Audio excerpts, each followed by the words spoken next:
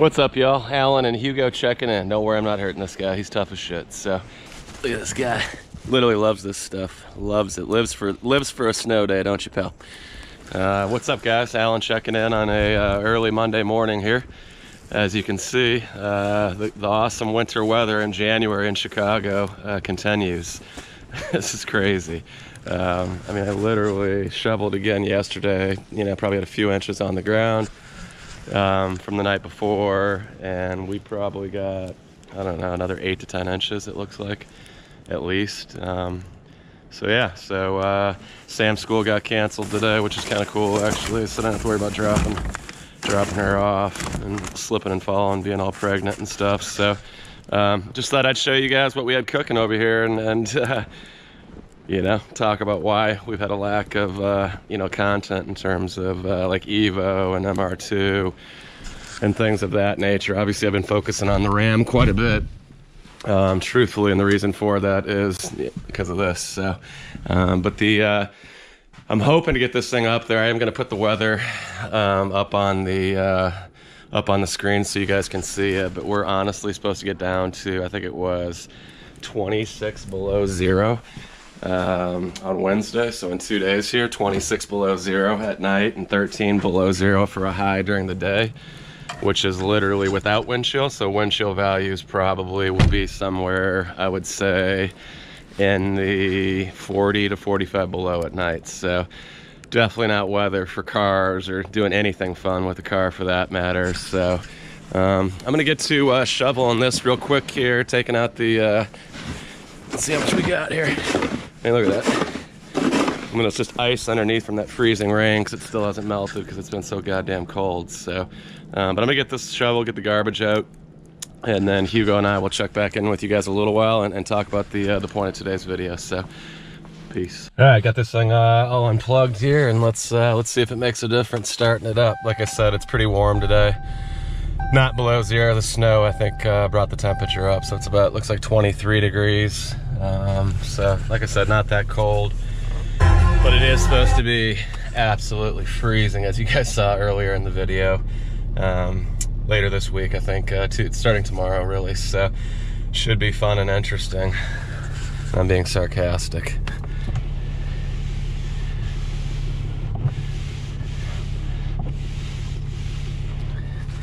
Old exhaust brake on here. Another one of the suggestions from the comments that I appreciate. I don't know who left it, but a couple people mentioned it, that it'd be a good idea to plug it in to help, or not plug it in, but turn on the exhaust brake to, excuse me, to help it warm up faster and put it under more of a load. So it does work great too.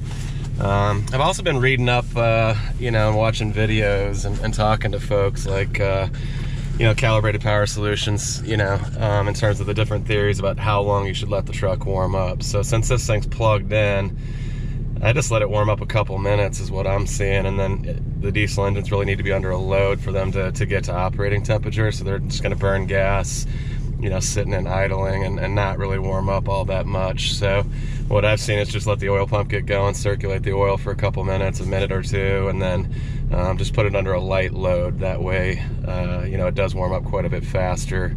And suppose it's better for the truck too. Obviously fuel economy and whatnot too. So, but let's go ahead and, since we were plugged in here, crap, I can't even see.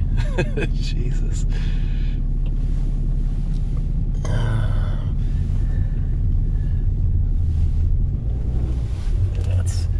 It's definitely deeper than it was that other day that we did the Winter Storm Harper video, that's for sure. Am I in two-wheel drive? No. Let's get four-wheel drive here. All right, we're locked and loaded. I'm just gonna try to blow all this snow off here since it is so cold. It has been so cold. I'm hoping that this will just blow off once we get on the road here. A couple snow blowers.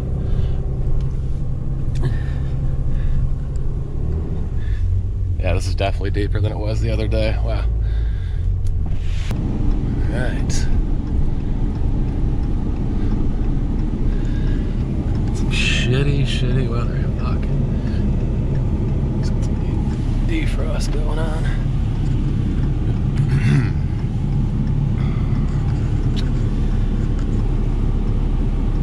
Alright guys, I'm at a stoplight here. So really today, the point of the video is I wanted to talk to you guys. I've had a few questions in person, on Instagram, in the YouTube comments on a couple videos, basically asking me, you know, Alan, why did you buy the 2018 Ram or the 4th gen Ram, last year of it, versus getting the brand new 2019 Ram 2500s that are just about to come out and hit the dealer lots and stuff. But they were at the Detroit Auto Show a couple weeks ago. You know, I think they look good, but you know, I have a few reasons, you know, for myself for not buying them. You know, the 2019 versus the 2018. I think the first reason right off the bat, the obvious one, for God, it is slick as shit. I need those tires, and by the way, I think I'm gonna go with the Nitto Ridge Grapplers. Comment below if you guys like those, but I'm kind of torn. I really want to plus size a little bit, maybe go with the 34, 35 inch, and the Duratracs don't come in that size. So I was looking at a 295 65 20, which would be about a 35.1 inch overall diameter, I believe.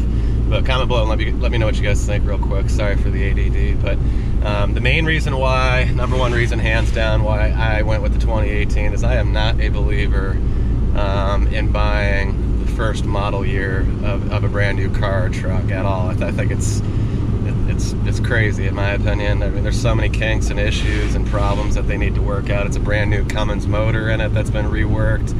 I know it's just a reworked version of this one, the 6.7 that's in this particular truck, but either way, it's a brand new motor that's been reworked. It's a brand new chassis that's been worked, new suspension, all new electronics, things of that nature. So I just didn't really want to be the guinea pig or the test mule, if that makes sense. And you know, being that I did manage a Firestone back in the day for about 7 years, a couple of them actually, in the Chicago area, I just really think that, you know, I saw enough of the first year vehicle stuff to know better.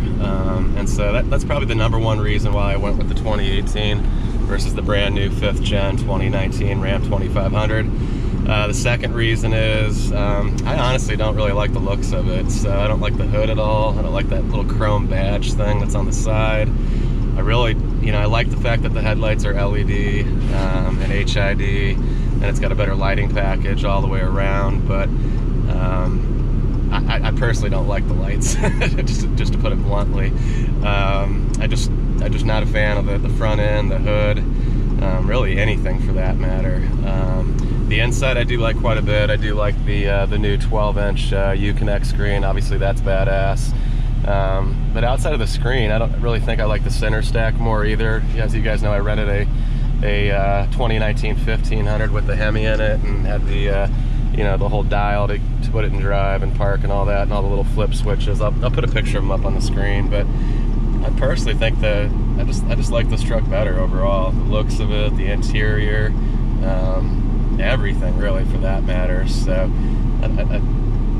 you know, outside of it being brand new and a hot vehicle and probably helping me on YouTube, I honestly think that I'm just better off in the 2018, you know, from a personal preference standpoint, from a reliability standpoint, for the fact that this thing's been out since, I want to say, what is it, 2010 is the 4th gen? So, I mean, this is the end, like end of an 8-year or 10-year run on the Rams. So they've definitely worked out, you know, a big majority of the kinks in the vehicle.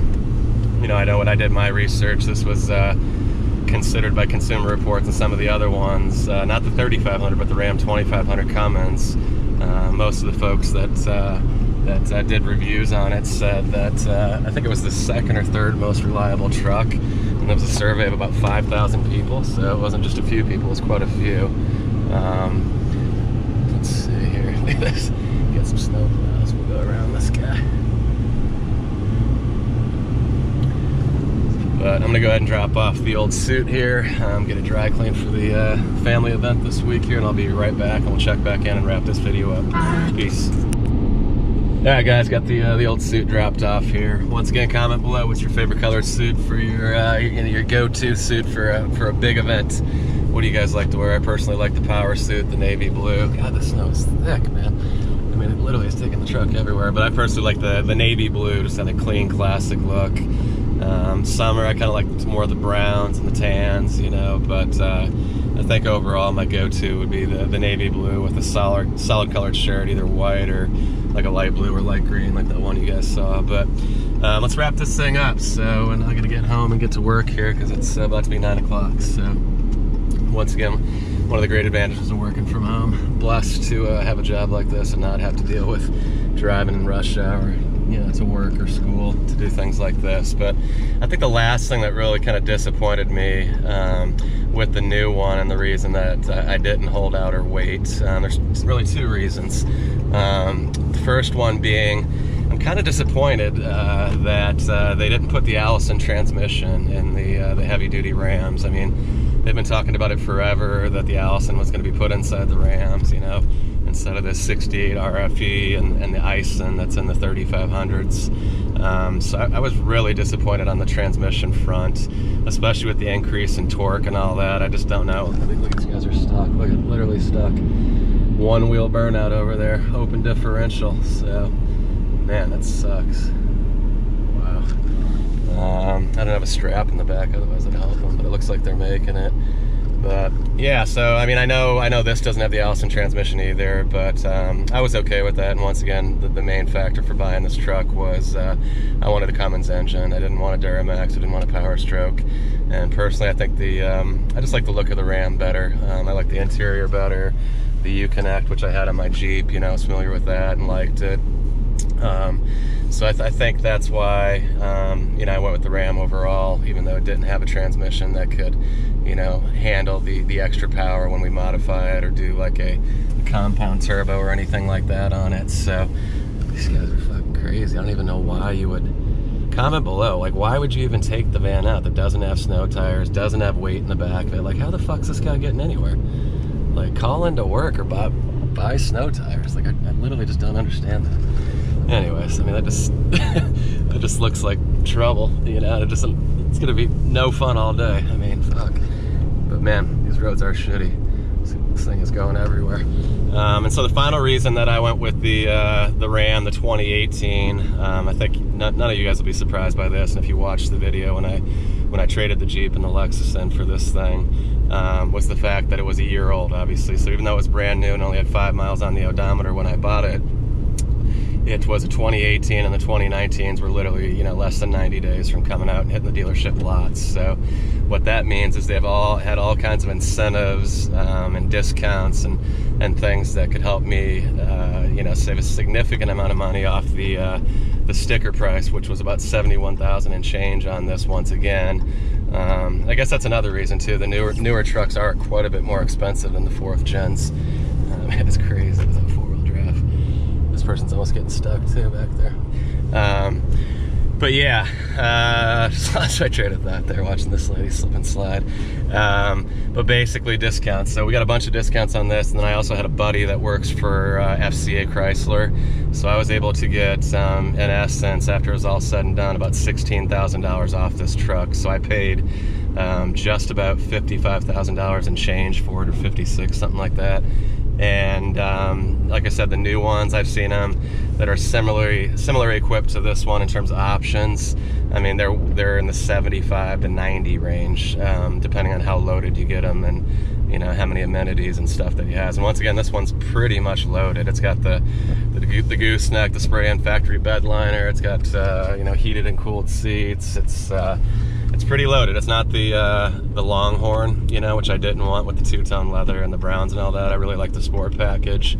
You know, you get the Bilsteins from the Power Wagon and the body match bumpers and kind of like the more modern, you know, black and white, you know, versus the what I call the cowboy package. So, and I'm not trying to insult anybody that has those. I know a few of you guys have got butthurt. You know, I like all the trucks. I'm not a hater on chrome. I'm not a hater on the cowboy package. It's just not for me, you know. So, and there's nothing wrong with that, people. So, but getting back home here, so I got to get to work here. I will edit this video tonight for you, or over my lunch, and we'll post it tonight. If you guys do like stuff like this, please give it a thumbs up, and just make sure you're subscribing, because we got a lot more content coming with the Ram, and also obviously the Eva I keep talking about as well, and the MR2. If it ever stops snowing and being, you know, 40 below zero, we'll get them up there. So once again, hope you guys have a good day, and we'll talk to you soon. Peace.